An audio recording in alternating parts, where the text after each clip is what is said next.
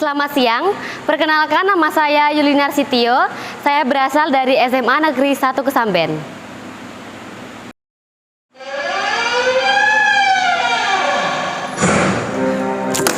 Aku tidak mau melakukan ini lagi. Aku tidak mau. Aku malu dengan teman-teman sekolah. Mereka menganggap aku tak pantas bermain dengan mereka.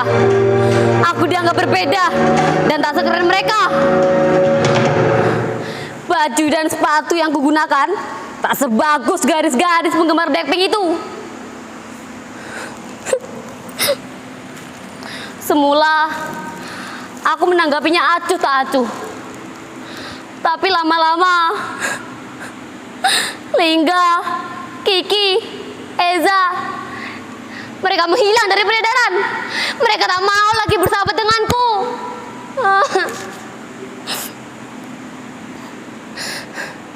Apa arti persahabatan ini? Tak berguna.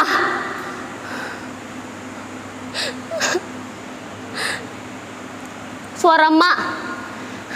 Ya Mak, sebentar. Obat yang Mak pesan sudah beli di warung.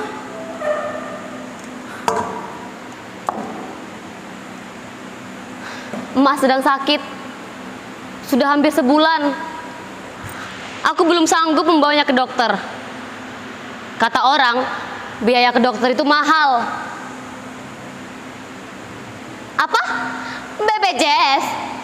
Bagaimana kami membayar cicilannya setiap bulan?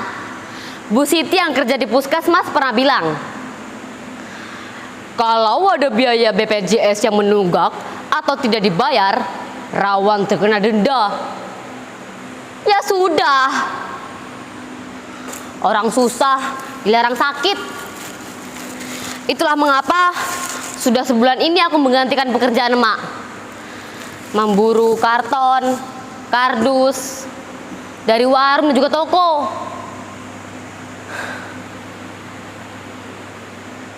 Sejak bapak meninggal 5 tahun yang lalu, Emak lah yang mencari nafkah untuk menyambung hidup. Sempat menjadi buruh cuci dengan gaji seikhlasnya. Gaji Emak yang kecil tak sebanding dengan resiko yang harus dihadapinya. Kalau ada pakaian yang rusak atau luntur, Emak harus menggantinya 2 kali lipat. Lambat laun, tenaga Emak semakin berkurang, sampai ia tak mampu lagi untuk mencuci. Kemudian Emak memilih untuk memulung. Emak mampu mengumpulkan 10 sampai 15 kg setiap harinya. Tak banyak uang yang dibawanya ke rumah. Sampah-sampah yang ia kumpulkan, ia jual Rp3.000 per kilogramnya. Ya cukuplah untuk membeli beras, lauk pauk, dan sedikit jajan untukku. Panas teriknya matahari nggak pernah bisa menyurutkan semangat Emak. Emak terus berusaha untuk bisa memenuhi kebutuhan sekolahku. Emak mau suatu saat nanti aku menjadi guru. Karena menjadi guru adalah cita-cita Emak sejak dulu.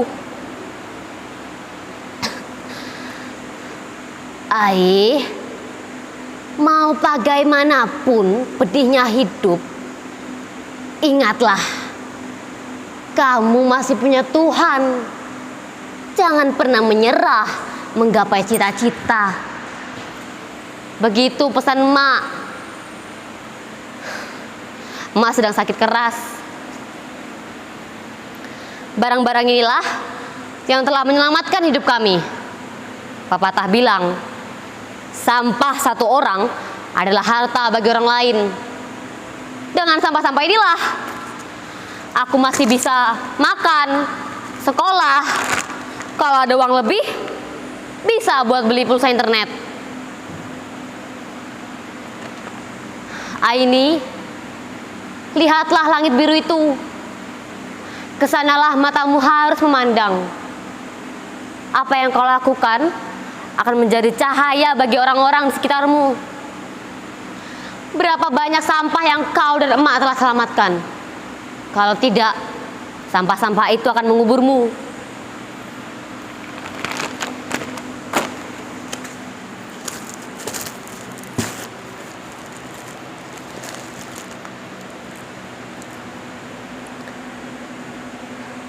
Kalian pasti bertanya-tanya, kenapa aku bisa punya HP Android ini?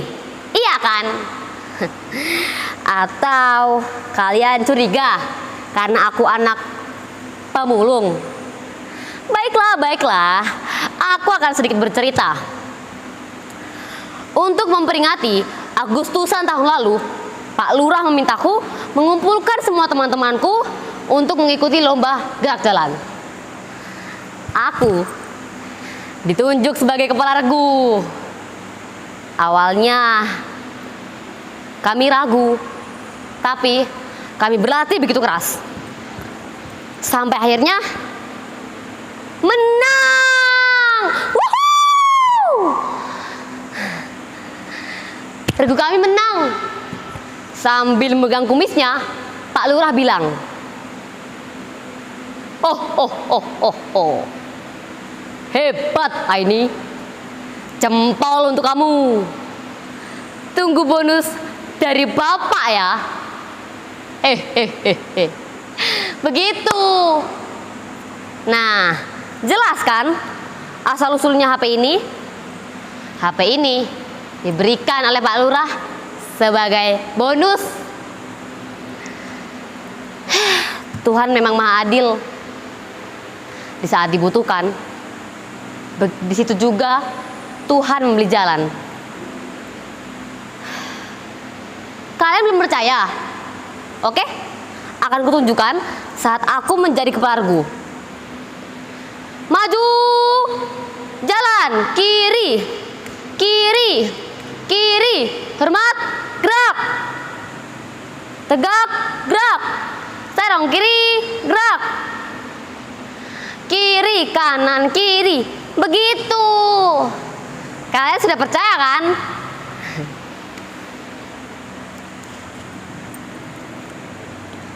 Sampah. Sampah plastik menyebabkan pencemaran tanah karena sifatnya yang sulit terdekomposisi. Plastik membutuhkan waktu 10 sampai 20 tahun untuk dapat terurai secara alami. Saat ini Indonesia masih menghadapi krisis sampah plastik. Konsumsi penduduk setiap tahunnya terus meningkat.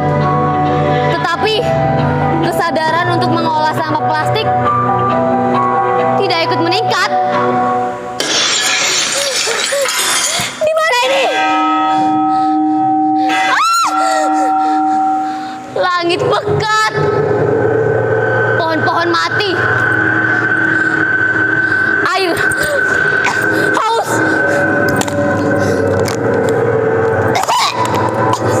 Bau dan kotor. Lihat kedua mata orang-orang itu memerah. Kulitnya mengelupas.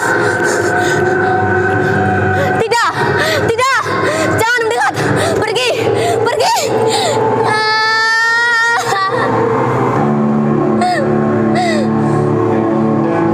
Kenapa rambutku rontok begini? Kulit saya merapuh. Tidak bisa bernafas.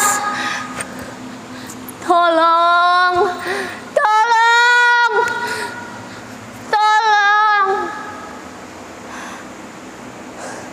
Apakah ini firasat?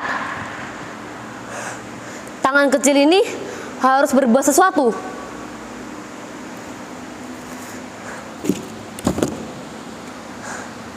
Apa yang bisa aku lakukan dengan barang-barang ini? Aku pernah mengunjungi pameran karya daur ulang. Di depan pintu terpajang spanduk bertuliskan, jika tidak dapat mengurangi, maka gunakan kembali. Perbaiki, bangun kembali, perbarui. haluskan kembali, jual kembali, dan daur ulang. Ya, aku pasti mengingatnya. Jujur saja, saat itu aku masih belum tertarik untuk mengolah sampah. Karena dalam pikiranku, sampah adalah hal yang kotor dan menjijikkan. Dan hasil olahannya juga biasa-biasa saja, tidak ada yang menarik. Sekali waktu, ibu guru mengajakku mengikuti workshop. Di sana diajarkan bagaimana cara mengolah sampah yang tidak bernilai jadi bermanfaat. Seperti vas bunga dari koran bekas, tas yang dibuat dari bungkus kopi, bunga dari sedotan, dan ada juga lampu yang dibuat dari botol bekas. Barang-barang itu dijual dengan harga yang pantas.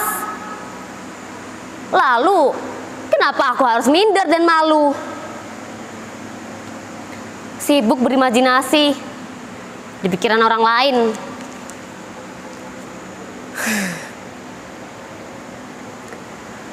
Melalui postingan media sosial, aktivitas daur ulang akan banyak ditonton orang-orang. Aku berharap semoga apa yang aku lakukan ini menjadi inspirasi untuk teman-teman sebayaku. Tapi HP ini harus jual untuk biaya emak berobat ke dokter. Obat yang aku biasa beli dari warung sudah tak mampu lagi mengobatinya. Emak harus sembuh dari sakitnya. Suara teman-teman. Kalian sudah datang, teman-teman. Sini, masuk. Nah, kita akan memisahkan terlebih dahulu sampah-sampah di bagian sini, tempat botol. Di sini kardus-kardus, dan bagian sini tempatnya kertas. Seperti ada yang telepon. Halo? Iya, Pak. Benar. Iya. Oh. Kira-kira kapan ya, Pak, pamerannya? Baik, Pak, baik. Akan saya usahakan. Baik, Pak. Terima kasih.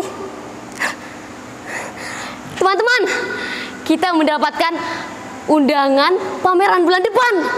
Yes! Karya-karya kita akan dipajang dengan pengrajin lainnya. Tapi bagaimana kalau karya kita lebih jelek dari mereka? Aduh, apa kita tolak saja ya? Tidak. Kita harus optimis, percaya diri, dan yakin. Ayo ini kesempatan yang baik. Ayo lebih giat lagi, lebih kreatif.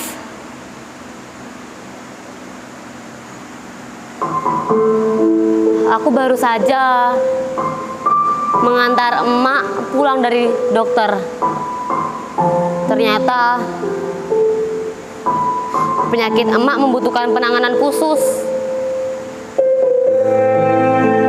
Tapi emak bersikeras untuk ingin pulang. Dokter tak begitu jelas memberitahu apa penyakit emak. Dan aku tak sempat bertanya lebih jauh. Emak hanya ingin cepat-cepat pulang. Di perjalanan pulang, emak berbisik, "Ai, kamu pahlawan emak." Mataku berkaca-kaca. Aku membalas ucapannya. Ai bangga sama emak, karena pahlawan sesungguhnya adalah emak. Ngomong-ngomong soal Lingga, Kai, dan Zea akan datang kemari. Mereka akan ikut mempublikasikan karya-karya ini. Ling, Ki, Za, Ternyata kalian tidak benar-benar meninggalkanku. Best friend forever deh. Tuhan, terima kasih telah membalikkan hari-hari baik untukku.